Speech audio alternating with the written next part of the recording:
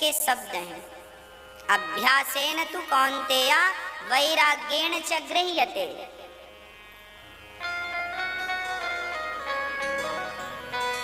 मन कैसे लगेगा? आपने कभी घुड़सवारी की है? आप कभी घोड़े पर बैठे हैं? मैया जी, ओ मेरी माँ, बैठी हो कभी घोड़े पर? नहीं, आपके पति बैठ के आए थे घोड़े पर, बेचारे बैठे हैं घोड़े पर। चलो उनसे पूछ लेते, बैठे हो घोड़े पर? घोड़ा,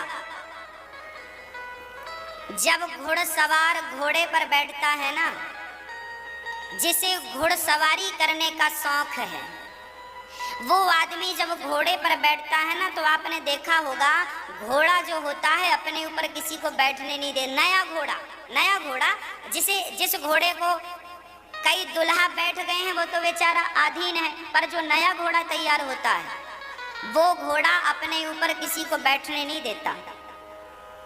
तो घुड़सवारी जो करता है, पहले के राजा महाराजा घोड़े पर चलते थे ना, तो उस पर बैठने का अभ्यास उनको बनाना पड़ता था। घोड़े के ऊपर आप बैठेंगे, घोड़ा तुरंत आपको गिरा देगा। घोड़े पर आप बैठेंगे, घोड़ा आपको तुरंत गिरा देगा। घोड़ा बैठने नहीं देता, परंतु जिसे घुड़सवारी करनी है उसे कैसे भी करके घोड़े को वश में करना पड़ता है। घोड़ा बार बार आपको गिराता है, फिर वो बार बार बैठता है, फिर बैठता है, फिर उसे साधता है, लगाम खींचता है।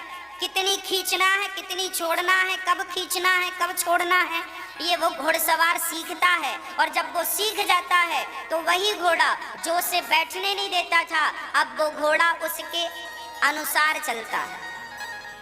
जब आप घुड़सवारी सीख जाएंगे तो जो घोड़ा आपको बैठने नहीं देता था आपको उस अपने ऊपर, अब वही घोड़ा आपके इशारों में चलता है कि नहीं? हाँ या ना? हाँ या ना? जैसे घुड़सवार ने घोड़े पे बैठकर घोड़े को जीत लिया, सरल नहीं था। करत करत अभ्यास के जड़मति होत सुजान, रसरी आवत जात है सिल पर पड़त निशान। अभ्यासेन तो कन्हैया गीता में यही तो समझा रहे हैं, अभ्यासेन तो कौन्तेय, अभ्यास करो। अभ्यास क्या अभ्यास करें? बोले मन जब तक जैसे घोड़े को वश में नहीं कर लिया तब तक अभ्यास करता रहा बैठने का, उसी प्रकार जब तक तुम्हारा मन भगवान में ना लग जाए तब तक मन को लगाने का अभ्यास करते रहो, करते रहो, करते रहो। आज लगाओ, आज नहीं लगाएगा, कल लगाओ, कल नहीं लगेगा, परसों लगाओ, परसों नहीं लगेगा, 1 महीने तक नहीं लगेगा, 1 साल तक नहीं लगेगा, 5 साल तक मन नहीं लगेगा, ऐसा भी हो सकता है। पर कोई बात नहीं, मन नहीं लगे तो भी सीताराम सीताराम बोलो, राधे श्याम बोलो। अच्छी संगत मन ना लगे तो भी सत्संग करो, बैठो। मन हाथ पकड़ के उठाकर थोड़ी ले जाएगा। मन नहीं लगे तो भी बैठो। माँ, बच्चे छोटे छोटे हैं ना, पढ़ते नहीं है, माँ कहती है पढ़ ले पढ़ ले पढ़ ले, काम आएगी पढ़ाई। पढ़ते ही टीवी देखता रहता। माँ 2-4 जमाती है, क्यों जमाती है? पढ़ ले। और बार बार क्या बोलती? पढ़ ले, तेरे काम आएगा, मेरे काम नहीं आएगा, तेरे काम आएगा, पढ़ ले। बच्चा नहीं पढ़ता तो माँ उसे मारती है, डांटती है, फिर माँ के डांटने से बच्चा पढ़ता है, और जब पढ़ने में उसे आनंद मिलने लगता है, फिर उसे लगता है कि पिछली बार मैंने 80 नंबर लाए, इस बार 85 लाऊंगा, फिर 90 लाऊंगा।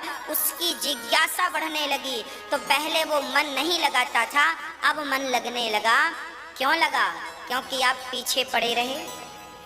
उसी प्रकार जैसे माँ बच्चे के पीछे पड़ी रहती है, तू पढ़ पढ़ पढ़, उसी प्रकार आप सब हाथ धो के अपने मन के पीछे पड़ जाओ। मन तू लग भगवान में, लग भगवान में, लग भगवान। नहीं लगे तो गोस्वामी जी कहते हैं, रे मन सब सो निरस है, सरस राम सो होए, उचित सिखावन देते है, निस दिन तुलसी तोए। रे मन तू सत्संग कर, छोड़ जगत की रीत, अंत समय पछताएगा तुलसीदास। आप तो कहते हैं मेरा मन नहीं लगता, ये समस्या तो मेरे साथ भी है। ये समस्या तो बड़े बड़े साधु संतों के पास जो बद्रीनाथ और केदारनाथ में बर्फ में ध्यान लगा रहे हैं, उनके साथ भी ये समस्या, उनका भी मन नहीं लगता, कई बार भटक जाता, कई बार भाग जाता। तो मन इतनी आसानी से नहीं लगेगा।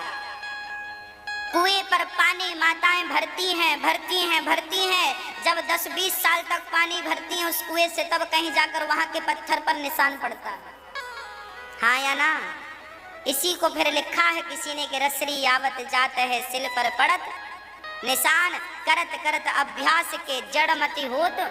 जड़मति मतलब मूर्ख से मूर्ख आदमी भी यदि अभ्यास करेगा तो वो सुजान मतलब विद्वान हो जाएगा, विद्वान बन जाएगा उस विद्या का, जिस विद्या का वो अध्ययन करता है, स्वाध्याय करता है, जिस पर वो रिसर्च करता है। अभ्यासेन, गीता में भगवान कह रहे हैं ये बात, इसे गांठ बांध लो, बच्चों को गांठ बंधवाओ कि बेटा तुम्हें सफल होना है। असफलता का तो कोई सवाल ही खड़ा नहीं होता है ना। केवल सफलता का संकल्प लेकर चलना चाहिए। हाँ, तो श्रोतव्यः कीर्तितव्यश्च, अधिक से अधिक कथाएं सुनो और वैराग्येण च गृह्यते, अभ्यासेन तु कौन्तेय। अब अर्जुन ने कहा प्रभु जब अभ्यास करने से मन वश में होता है तो आप कह रहे हैं वैराग्य भी होना चाहिए, वैराग्य की फिर क्या जरूरत है? तब भगवान श्री कृष्ण कहते हैं अर्जुन वैराग्य इसलिए जरूरी है क्योंकि जब आप नया पौधा लगाते हैं ना तो उसे बकरियों से बचाना पड़ता है, नहीं बकरियां खा जाती हैं और बकरी खा जाएगी तो खत्म हो जाएगा। किसान फसल बोता है ना तो जानवरों से बचाना पड़ता है, नहीं खत्म हो जाएगी फसल। उसी प्रकार आपका मन जिस दिन भगवान में लगने लगे तो उस दिन और सावधान होना, कुसंग के लोगों से, कुसंगी लोगों से, कुसंग की हवा से अपने आप को बचाना। अरे भाई दीपक जल तो गया है पर दीपक को भी हवा से बचाना पड़ता है। आपका मन भगवान में लग तो गया है, इसका अर्थ ये नहीं कि आज लग गया है तो कल भी लगेगा। उसके लिए आपको कथा और सत्संग करते रहना चाहिए और कुसंगत से बचना चाहिए, नहीं तो फिर से मन भटक सकता है, संभावना है। इसलिए अभ्यास तो करो पर कुसंग से भी बच के रहो। अभ्यासेन तु कौन्तेय वैराग्येण च गृह्यते। सुखदेव भगवान कहते हैं राजन श्रोतव्यः कीर्तितव्यश्च स्मर्तव्यश्चेच्छिताभयम्। भगवान का स्मरण करिए, भगवान का स्मरण कभी ना छूटे, सदा भगवान का चिंतन हो, सदा भगवान का चिंतन स्मरण। माँ अपने बच्चे की सेवा करते हुए भगवान का चिंतन करती रहे। पुरुष क्या करे? पुरुष अपनी गाड़ी चलाता हुआ भगवान का चिंतन करता रहे। जब कभी हम भी यात्राएं करते हैं, हमारे सारथी को नींद आने लगती है तो हम उससे कहते हैं तुम आराम कर लो, फिर हम 100-200 किलोमीटर तक गाड़ी चलाते हैं गाड़ी, बैठते हैं, गाड़ी चल रही है, पर गाड़ी चलते हुए भी ये दास अनिरुद्ध हमेशा भाई गाड़ी चल रही है, हाथ से, पांव से, आंखों से, मुंह तो खाली है, तो आओ ना गाड़ी चल रही है और मन में चल रहा है श्रीमन नारायण नारायण नारायण नारायण नारायण। अब गाड़ी हम चला रहे हैं, ड्राइविंग कर रहे हैं, नारायण जप रहे हैं। कई बार हम स्नान करते समय भी अपने समय का, हमें स्नान करने में यदि 5 मिनट लगता है, 10 मिनट लगता है या 20 मिनट लगता है तो हम उस 20 मिनट को भी गवाते नहीं हैं। हम आपको राज की बात बता दें, हम स्नान करते समय भी हम समय को गवाते नहीं हैं। स्नान करते करते भी, ब्रश करते करते भी ब्रश कर रहे हैं, हाथ चल रहा, दांत साफ हो रहे हैं, पर चिंतन बिहारी जी का होता रहे तो नुकसान क्या है? तो ब्रश करते हुए भी, पानी डालते हुए भी सिर पर बिहारी जी का चिंतन होता रहे। हम तो रोज यहाँ पे नहाते हैं पर भाव यही बनाते हैं कि हम गंगा जी में नहा रहे हैं, डुबकी लगा रहे हैं, हर हर गंगे हर हर गंगे। तो हमारा वो 10 मिनट भी वेस्ट नहीं हम होने देते, उसमें भी बिहारी जी का चिंतन। या तो अपने आप को जगन्नाथ जी भूलूं नहीं। हे नाथ मैं आपको कभी भूलूं नहीं, हे नाथ मैं आपको कभी भूलूं नहीं। हर समय आपका मन भगवान में लगा होना चाहिए, यही इस जीवन है। और काम सारा करो, मैं सारा काम करता हूँ। मैं सुबह अन्न क्षेत्र बांटने जाता हूँ तो अन्न क्षेत्र जब बांटता हूँ, रोटियां देता हूँ तो भी रोटियां हाथ से देता हूँ। मेरे भीतर श्रीमन नारायण नारायण या हमारा जो मंत्र है हम जप करते रहते हैं। हम जो भी करते हैं सारा कुछ कर, बेटा हूँ तो माँ बाप की सेवा करो।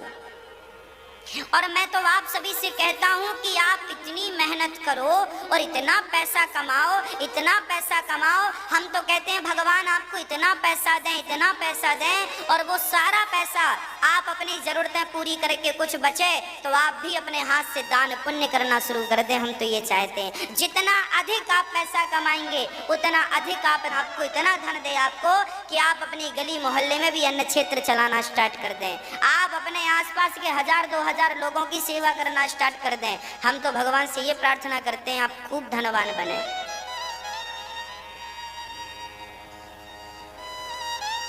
इतना धन दें बिहारी जी आप सबको कि आप कभी कल्पना भी ना किए हो, इतना धनवान आपको बनाए भगवान। पर प्रार्थना मेरी आपसे है, भगवान से प्रार्थना है कि बिहारी जी आप सबको धनवान बनावे। प्रार्थना आपसे ये है कि जब धनवान बना दें बिहारी जी तो बिहारी जी को भूल मत जाना और बिहारी जी को प्रणाम करना और बिहारी जी के चरणों में आना और अधिक लगाव रखना और अधिक धर्म की ओर बढ़ना और अधिक कथाएं सुनना।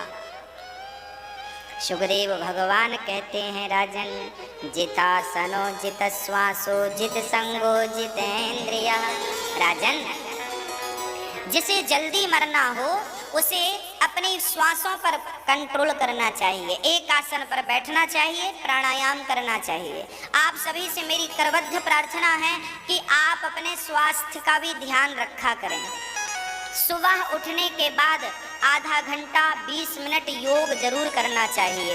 योग करने से शरीर निरोग होता है। योग में ज्यादा कुछ ना करो तो सूर्य नमस्कार कर लो, सूर्य नमस्कार की 12 आसन कर लो।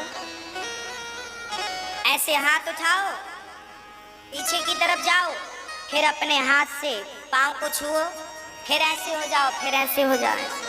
रीढ़ की हड्डी को रिलीफ मिलता है। अब कई लोग ना अकड़ जाते हैं, है ना, बुढ़ापे में आपने देखा होगा।